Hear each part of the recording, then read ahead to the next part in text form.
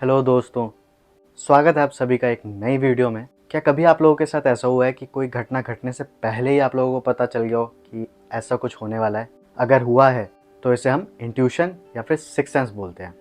और ये इंट्यूशन जन्म कहाँ लेती है? अज्ञ चक्र।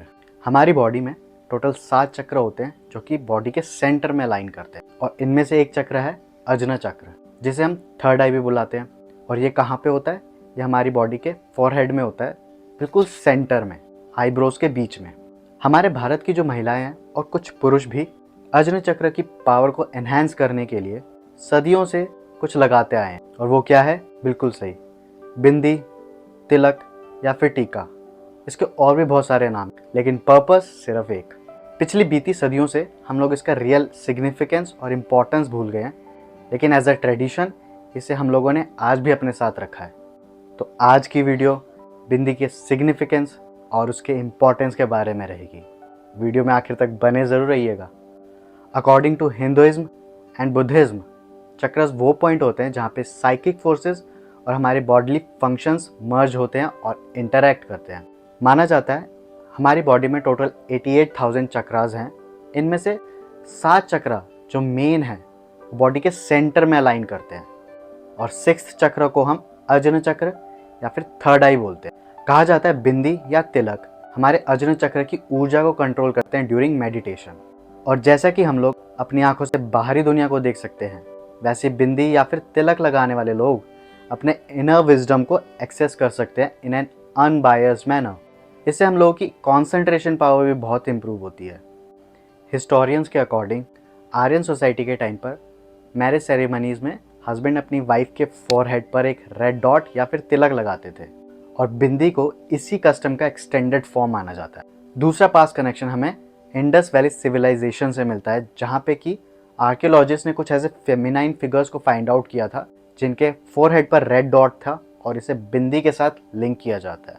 बिंदी के कलर की भी बहुत बड़ी भूमिका होती है। आजकल तो मार्केट्स में बहुत सारे कलर्स अवेलेबल हैं, लेकिन हम नेचुरल कलर्स की बात करेंगे, जैसे कि रेड बिंदी जो कि कुमकुम से बनती है, और ये गॉडेस लक्ष्मी और पार्वती से एसोसिएटेड है। और दोनों ही गॉडेस फेमिनाइन पावर, फर्टिलिटी और हमारे परिवार में विमेन का जो सेक्रेड रोल है उसे दर्शाती हैं। पहले तो रेड बिंदी ज़्यादातर मैरिड विमेन्स ही लगाती थी, और ये उनके पार्टनर्स के साथ सेक्रेड कनेक्शन और कमिटमेंट का प्रतीक थी। काफ़ी ट्रेडिशंस में ये भी माना जाता है कि रेड बिंदी जो है वो इविल आई और नेगेटिव एनर्जी से प्रोटेक्ट करती हैं और पॉजिटिव एनर्जी को अट्रैक्ट करती हैं। चंदन से बनी बिंदी हमारे माइंड को शांत रखती है और इससे कंसंट्रेशन पावर भी बढ़ता है। चंदन हमें अज्ञ चक्र को एक्टिवेट और सूद करने में हेल्प भी करती है। माना जाता है चंदन जो है हमारे नर्वस सिस्टम को काम रखती है, इससे एंजाइटी और स्ट्रेस भी कम होता है। आज के दौर में ज़्यादातर वुमेन ने आर्टिफिशियल बिंदी का यूज़ करना शुरू कर दिया है, जिसका कोई भी फ़ायदा नहीं है एक्सेप्ट फैशन। अब समझते हैं कैसे बिंदी ने अपना स्पिरिचुअल कॉन्टेक्स्ट खो दिया। भारत के ट्रेडिशनल अटायर्स पे जो सबसे ज़्यादा नेगेटिव इम्पैक्ट रहा है वो रहा है ब्रिटिश रूल का। During 18th to 20th century Bharat की जितनी भी अर्बन सिटीज़ थीं, जैसे कि मुंबई, कैलकाटा और दिल्ली, यहाँ पर वेस्टर्न फैशन का कल्चर शुरू हो चुका था, जिसने कि ट्रेडिशनल अटायर्स की जगह ले ली। ट्रेडिशनल अटायर्स को उस टाइम पे बहुत ज़्यादा आउटडेटेड समझा जाने लगा, और वेस्टर्न अटायर्स के साथ बिंदी का कोई मेल ही नहीं था। इससे बिंदी का इस्तेमाल धीरे धीरे कम होता चला गया। भारत की आज़ादी के बाद एक फेमिनिस्ट मूवमेंट ने जोर पकड़ लिया था, जिसमें कि बिंदी को एक पुरानी सभ्यता का हिस्सा समझा जाने लगा, और बिंदी ना पहनने को पर्सनल फ्रीडम और इंडिपेंडेंस का साइन समझा जाता था। 20वीं सदी के मिड तक आते आते बॉलीवुड का एक बहुत बड़ा रोल रहा है बिंदी के ओरिजिनल परसेप्शन को मिटाकर एक ग्लैमरस एक्सेसरी बनाने में। सभी बड़ी एक्ट्रेस ने मूवीज में बिंदी लगाना शुरू कर दिया था, not to symbolise marital status but to enhance their beauty and style. 20वीं सदी के अंत में भारत ने खुद को ग्लोबलाइजेशन के लिए ओपन कर लिया था। अब बिंदी जो है सिर्फ भारत तक सीमित नहीं थी, अब वो दूसरे देशों तक पहुंच चुकी थी।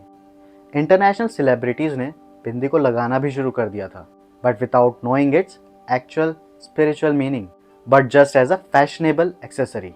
बिंदी का जो ट्रांसफॉर्मेशन रहा है from a secret and culturally significant symbol to a fashion accessory is the result of multiple factors, जैसे कि colonialism, westernisation, rise of Bollywood and globalisation.